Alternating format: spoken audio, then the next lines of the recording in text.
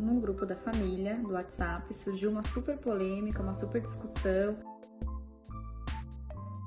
E eu vi que ainda tem muitas dúvidas em relação ao uso dos protetores solares e também em relação à absorção sistêmica desses protetores, né? Teve um estudo que foi publicado feito pelo FDA, que é o órgão que regulamenta os medicamentos nos Estados Unidos.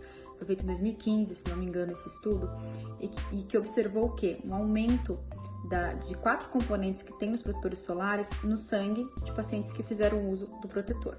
Qual que é o porém desse estudo, para esclarecer, né? Foi usado numa área grande, então 75% da superfície corpórea, em grandes quantidades, 4 vezes por dia e 4 dias seguidos. Então isso não corresponde à nossa realidade. Então qualquer produto que você aplicar nessa quantidade vai acabar sendo detectado alguma quantidade no sangue. E mesmo nesse próprio trabalho, eles ainda falam que essa quantidade a princípio não teria problemas associados a aumento de risco de câncer, alteração hormonal, ou nem promoveria risco para gestação ou para lactação. Mas com esse estudo de ter detectado no sangue componentes do protetor solar, surgiu muita polêmica e todo mundo começou a migrar então de fotoprotetores químicos para físicos, e muitos nem sabem que existe protetor químico e físico. Então vim aqui hoje para esclarecer um pouquinho disso. Então a gente tem protetores, eles podem ser químicos, vão gerar uma absorção da luz ultravioleta, e eles podem ser físicos, que eles vão formar uma camada, uma barreira e refletir essa luz ultravioleta. Hoje a grande maioria dos protetores solares, eles fazem uma combinação de filtros físicos e químicos, e com isso você consegue ter uma proteção muitas vezes melhor. Porque qual que era o porém dos filtros físicos, né? Como eles formavam uma barreira, eles eram produtos muito difíceis de espalhar, muito brancos. Lembra os surfistas que colocam até que é dióxido de titânio ou óxido de zinco, né? Hipoglós, por exemplo, aqui iam surfar. Então é uma proteção física, um protetor físico. Então eles realmente eram mais brancos, mais difíceis de espalhar. Hoje a gente até tem protetores físicos que têm uma espalhabilidade melhor, que são cosmeticamente melhores. Por quê? Porque teve uma evolução e veio as nanopartículas. O que é isso? Conseguiram reduzir essas partículas em partículas bem menores para ter uma adaptabilidade na pele melhor.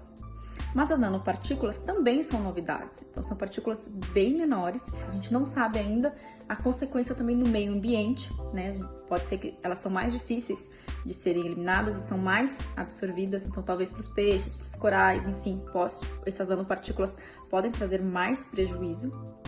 Então, tudo tem dois lados, né? Então, a gente tem os protetores químicos, tem os protetores físicos, a maioria é uma associação desses dois. A gente tem um órgão que regulamenta esses filtros solares, então a gente tem a Anvisa, que é bem rígida. Então, hoje não há motivo para mudar a conduta ou mudar os protetores solares, porque a gente aplica uma quantidade que não é como foi feita no estudo, uma quantidade pequena, realizada a aplicação de uso diário, em geral nas áreas só expostas, então rosto, mãos, então uma área muito menor. E o que é a minha conduta, que na verdade já era e que eu não mudei por isso? Eu oriento filtros totalmente físicos, ou seja, sem esses componentes orgânicos, sem esses componentes químicos, para pacientes menores de 2 anos e para pacientes que têm uma alteração cutânea na pele, ou seja, pós-procedimento médico, ou já tem uma sensibilidade maior, a barreira da pele já está alterada, então, ou seja, vai ter mais absorção quando a barreira está alterada e mais risco de irritação, porque os filtros físicos irritam menos a pele. Então, crianças menores de 2 anos, optar por protetores solares totalmente físicos e de preferência sem nanopartículas. A gente tem opção no Brasil, no exterior a gente tem muito mais opções, mas a gente tem opção no Brasil. Sem conflito de interesse, eu posso postar aqui o que eu uso da Luísa, é o Mustela, né? Então ele tem esse para bebês, Mustela para bebê, que não tem, é totalmente físico e ele não tem nanopartículas. Para pacientes que fazem procedimentos médicos ou que têm essa sensibilidade na pele ou a pele com dermatite, com eczema, prefiro os filtros totalmente físicos, que hoje a gente tem filtros totalmente físicos que têm uma cosmética agradável. Então vou te mostrar algumas opções que tem de filtros que são totalmente físicos, tá, no mercado. Podem ter outras que eu não tô lembrando agora, mas essas são as opções que as pessoas que têm essa sensibilidade cutânea podem estar usando, tá? Ou pós-procedimento. Já nos outros pacientes, eu não mudei a minha prescrição. Então, a gente continua usando o filtro que for o melhor para aquele paciente. Então, o melhor filtro solar é aquele que o paciente vai usar todo dia. Então, Então, que tem uma cosmética que agrade, se para ele vai ser com cor ou sem cor, depende da preferência do paciente, e se ele tem melasma ou se tem manchas, que daí é melhor o protetor com cor, que protege também da luz visível, que causa manchas, tá? No mais, é a cosmética que agrade o paciente. Outra dúvida, tá, mas precisa mesmo usar protetor solar todo dia? Gente, precisa em área exposta, porque o Brasil é um país que tem alta radiação ultravioleta, os índices de radiação são muito altos, e a gente tem comprovação de que realmente reduz câncer de pele. Tem um estudo australiano, por exemplo, que são pacientes que têm uma grande exposição solar também, em que o uso regular de proteção solar reduziu em 50% o risco de melanoma, que é um câncer de pele que mata, um câncer de pele agressivo. Então, e não só pelo câncer de pele, mas o fotoenvelhecimento, o filtro solar é o melhor anti-rugas.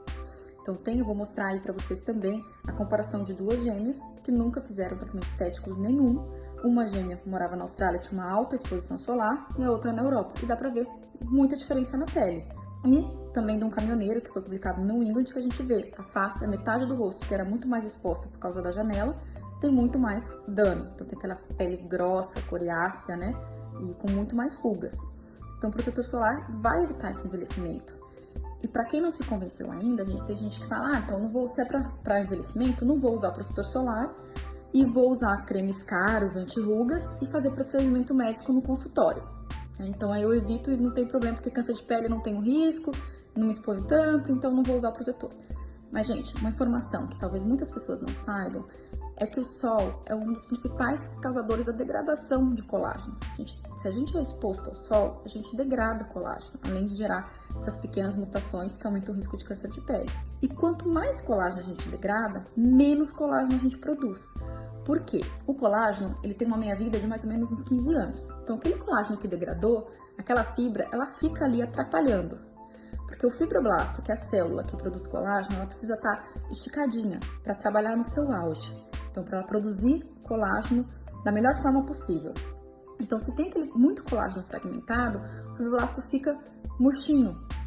E ele não consegue produzir colágeno na sua melhor performance, né? Então, assim, não basta só você estimular colágeno no consultório, não basta só você usar cremes que estimulem colágeno, você tem que evitar degradar esse colágeno. E a melhor maneira de fazer isso é usar o protetor solar. Outras coisas que degradam colágeno, né? Alimentação ruim, que isso a gente consegue dar uma controlada. Poluição, então a gente pode manter essa pele hidratada para evitar que a poluição penetre mais. A gente tem que reduzir essa degradação do colágeno, tá? Ah, mas e a vitamina D? Vou ter deficiência de vitamina D? Então, inclusive, até os níveis de vitamina D de laboratórios considerados normais já foram alterados, né? Então, tem pacientes que são de mais alto risco, idosos, enfim, que precisam ter uma vitamina D um pouco mais alta, mas para a maioria da população, até 20, tá ótimo de vitamina D. E, mesmo assim, a gente sabe que a gente não usa a dose adequada de protetor solar, a gente usa 50% que deveria ser aplicado, e pouquinha quantidade de radiação, ainda mais em um país como o Brasil, é suficiente para estimular para a produção de vitamina D necessária. Mas enfim, não tem como a gente ter a certeza. Pode ser que tenha deficiência de vitamina D? Pode ser que tenha deficiência de vitamina D. Mas, gente, se tiver deficiência de vitamina D, é só repor a vitamina D. A gente tem gotinhas, tem comprimido, que é muito fácil posologia e que é comprovadamente super seguro de ser tomada. Então, não justifica você não usar protetor solar para ter uma produção de vitamina D. Você muitas vezes não vai ter, mesmo usando protetor solar, diariamente deficiência. Eu uso todo dia minha vitamina D. É ótima, e você pode repor essa vitamina D se for necessário. Então, minha recomendação continua sendo de usar o filtro solar diariamente, tá? Não sei se tem mais controvérsias, mas se tiverem mais dúvidas, é só mandar aqui, tá bom?